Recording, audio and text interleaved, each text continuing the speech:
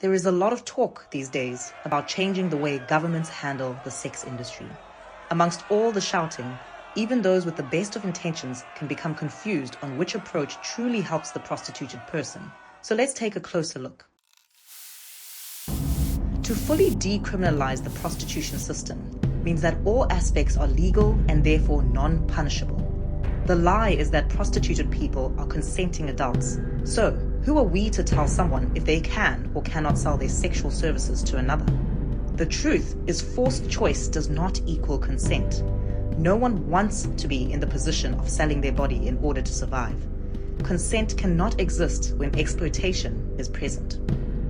Those in favor of this model will tell you that it benefits the prostituted person because they are no longer at risk of being arrested. But they fail to mention the sex buyers, pimps, brothel owners, and other third parties also benefit by not being arrested. So if it protects the exploiters, then it cannot simultaneously protect the victims of their exploitation. Full decriminalization also benefits corrupt and lazy governments who no longer need to pour money or resources into fighting the crime.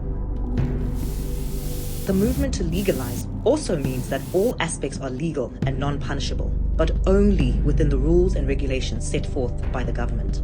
The lie here is that this will make prostitution safer.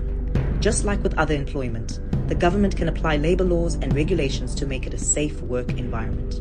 The truth is that it is impossible. Prostitution is inherently violent, dangerous, and directly related to other crimes. If violent criminals do not follow current laws, they will not obey additional ones. Legalization's model lies about safety as a result of health screenings. The truth is, the testing is one-sided and only protects the health and safety of the sex buyer. And then the lie that it is work, when the truth is, it is exploitation. At their core, labor laws prevent exploitation and stand in contradiction to this type of so-called work. Again, you will hear that this model benefits the prostituted person because they cannot be arrested.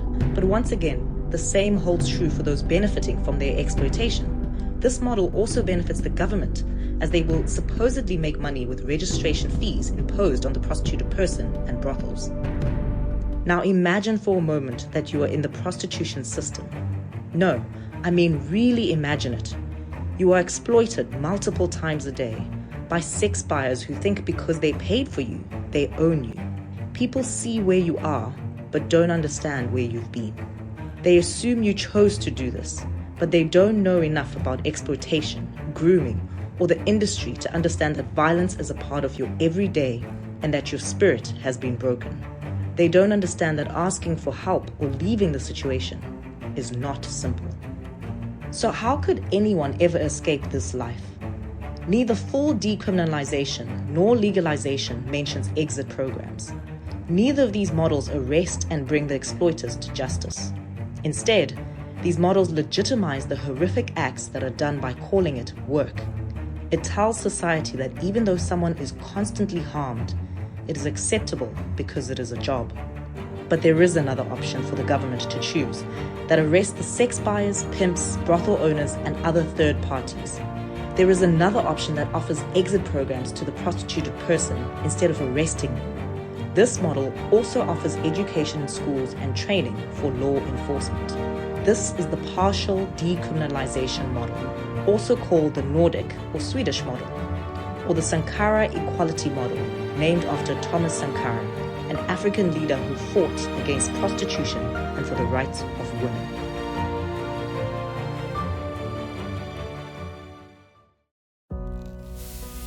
Countries that have chosen the other models are seeing lots of failure.